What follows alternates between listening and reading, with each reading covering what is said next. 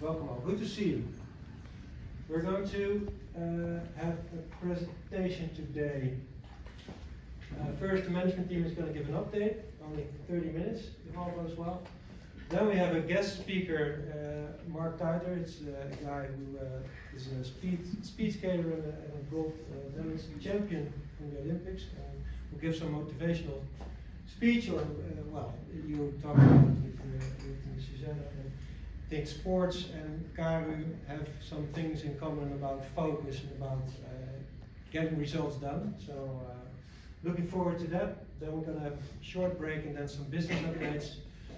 EMEA, Herbert is going to update us on next and some general IT things. Then Leonard Benelux and EMEA. Fernando for Latin America. It's called SAMS, sorry. Fernando, we're talking about Latin America instead of only South America. And Mike doing the update for North America. And then some drinks before we go home. The worldwide trends and CARU results of 2023, and then an outlook and focus for 2024. And key messages, Intermodal Europe, we're going to do all the way at the end, that it's fresh in our minds before we enter the exhibition. I think what's good to start with is last Intermodal we said, okay, 2023 is going to be a different year than 2021 and 22. We're going to face some different moves in the economics as a whole, but also pressure on prices. And I thought it would be good to get a short view on those things. The main important thing about the spending of money is that people were buying all kinds of stuff during the pandemic, but now they start to spend more on holidays, on leisure, go out to restaurants, and that has a huge impact. For instance, this China exports dropped almost 9% in August alone, and it doesn't seem that there will be an end to this. So there's a lot of pressure on the Chinese economy. This is about export, but the Chinese economy itself is also under a big pressure. This is a graph which shows the spending in dining out. So there was a line, of course, this was the pandemic, but you see a lot of spending in the leisure department itself. But also going on holidays. I think we're all spending, well, some are just returned yesterday evening, but a lot of people were going on holidays again, and that was, of course, also less. So people spend money in a different way. And it has an impact on the container rates. We all know these, at least we heard about it in the newspapers, but you see the shipping rates from 2020 to peaked in 2022, but they're basically down to the level of 2020 again. And why is this important for us? The third thing, so the economy is going down. People spend money on other things than goods, and the era of free money is over. So we all know that you had a mortgage on your house for 1.2% or things like that, and that really skyrocketed. You see here, this is April 2022. And this is a base rate on euro financing without any margins or whatever, but you see that it's really skyrocketed, which also impacts our business and our way of doing business.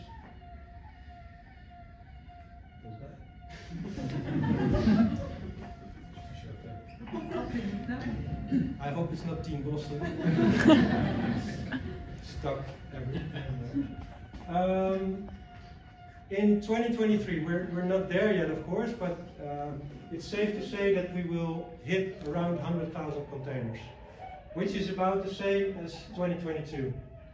Our ambition was 120, 120,000 containers, but we still make it with 200,000 containers. Last year it was the same, that almost 60% of our volumes is done in North America. And North America is including Texas. West Gulf used to be a joint venture of us, now a customer of North America, or Team Boston.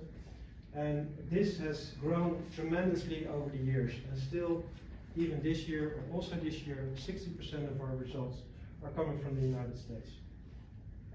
Then the second one is EMEA, so Europe, Middle East, and Africa. This is the wholesale operation, so basically what we call Team INT in Rotterdam. Then Latin America, around 9,000 this year. I hope maybe a little more, but it's going to be around 9,000. Lack of supply also in some moments of time. And the Benelux is 11,000 containers. The business updates will go deeper into the results of the individual areas. Then we have Czech, Germany and Sweden. In terms of trading volumes, it's around 3,000 this year. A little bit of slowdown. Rental volumes in Sweden, for instance, are going up. They skyrocket. In Czech, it's a little bit less, but all in all, this will be the volumes. And last is Asia. And Asia used to be a market for us where we were trading 10 to 15,000 containers a year. This year is really slow. The prices were not competitive, so we had to close down or slow down part of our business with our partner CARU, of course. But you really see that this impacts if you aim for 10,000 containers and it only will be 3, that's a huge gap. But anyway, 100,000 containers is still a lot if you look at the other competitors as well. This one is an important one as well. We said to each other during Intermodal last year, okay, it's going to be a tough year, there's going to be pressure on prices, and here's what you see happening. So this is the margin, gross margin in euros per container, and it was around 500 to even 600 euros per container. Each container sold on average for the whole group was delivering 600 euros gross margin. And well, same as we saw with the prices of the container rates, there's more supply coming, and it put pressure on the prices. So now we are at a level of 200, which even for CARU standards is on the low side. So usually a year is 250, or these numbers are kind of crazy, we all know that, but this is putting the pressure. And we see if the end is inside. I think this is about the bottom, so I'm probably going to gradually rise from here, but this is this puts, of course, pressure on results. And then this is the cash conversions. Last year I said this is the dream. This is poetry for anyone who is in finance. It still is. So I don't know. I thought, okay, let's put it again on the screen that people recognize it or not. But these lines are indicating how many days we use to get our money, for instance. DSO is the way we get our money. That is on an average of 40 days. So every invoice we send is being paid on average within 40 days, which is, with our volumes and with our company, is a really good standard. So that's under control and in control. Then the DPO, the red line, is the number of days we take to pay our suppliers. That is around 50. So we get invoices from our suppliers and we pay them on average within 50 days. What the issue is here, that's the yellow line, that's the stock line. That skyrocketed in Q2, meaning too much stock. Now in September, stock levels are really down, But what I indicated in the beginning about the worldwide trends is the era of free money is over. So every euro we spend in stock or in trade debtors is costing us 6 to 7% on a yearly basis, and that used to be sort of free. So this cash conversion cycle, it's called, is skyrocketing in June. Luckily, it's going down after in August and September, but this is something to really keep in mind. So a healthy company has a cash conversion cycle of around 50 days, which used to be the case, and now in June we were off, and now we have to go back on that. And mainly because money is not free anymore, so we have to take these into account. And also the time that we have stock, if we do estimates really fast, if we do repairs really fast, then in the end the stock will be lower as well. So we can all contribute to this, not only sales, but also purchasing, the way the caps are handled, but also the operations side. The has impact on our volumes, on our margins, and on our cash conversion cycle. But we're more than that, of course. And what we must say that 2023 was really focused on a successful integration of Hapag-Lloyd in the EMEA region. Hapag-Lloyd was already successfully handled in the US in 2022. But this year we really made a step up in getting Hapag-Lloyd running in the EMEA region. And of course there has been growth in North America as well. Okay, the ambition was a little bit higher, but we still made it to sell, or we will sell 100,000 containers this year. With the ambition, of course, for next year, but we did it in a tough market, which is a real accomplishment. Then we said we're going to focus on B Corp. B Corp 2023 will be the preparation year for B Corp.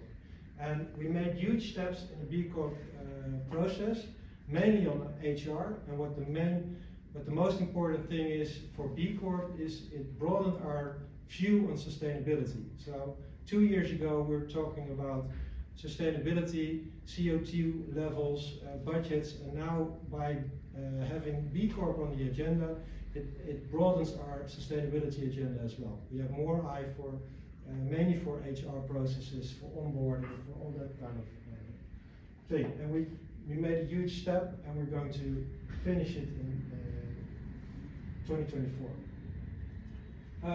Change of scenery. We moved with the headquarters. We moved from Rotterdam to Schiedam, an office where we spent so much time and had so much successes also. But I'm very glad that we moved for the time being to Schiedam, because it gives some insights as well for colleagues as well. Team Boston moved permanently to another office because the business has grown so huge that the people couldn't just, in the Quincy office we had was just too small. So they moved, and they're going to get into the office at 23rd of October. Then we made a start with Next. It's a tough launch, and we will go, Herbert will go more in depth in Next, and I really want to thank Stefan and Torbjörn and Fernando for taking the hit of this launch of this new system. We're going to have to crack some really tough nuts to get this done, but we made it to go live at least in a couple of our markets, and that's an accomplishment in itself. And we have depot management in the Netherlands and Belgium, which at first was also kind of tough, but now it's beginning to run, I would say. But again, Herbert is also picking this up. Then the outlook.